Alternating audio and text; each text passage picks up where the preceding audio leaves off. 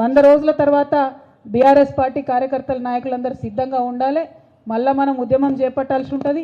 ప్రజలకు సౌకర్యం కలిగే విధంగా ఈ ప్రభుత్వం ఇచ్చినటువంటి మాట నిలబెట్టుకునే విధంగా ప్రజలకు హక్కులు సాధించి పెట్టడానికి వారి పక్షాన పోరాడానికి బీఆర్ఎస్ కార్యకర్తలందరూ కూడా సిద్ధంగా ఉండాలని ఈ సందర్భంగా పిలుపునిస్తా ఉన్నాం.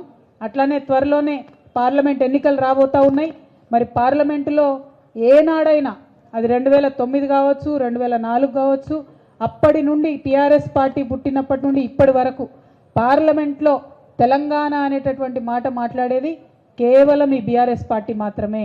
పార్లమెంట్ ఎన్నికలలో దయచేసి ఉమ్మడి మహబూబ్ నగర్ జిల్లా ప్రజలు ఆలోచించి బీఆర్ఎస్ పార్టీని పెద్ద మెజార్టీతో గెలిపించవలసిందిగా కోరుతా ఉన్నాను.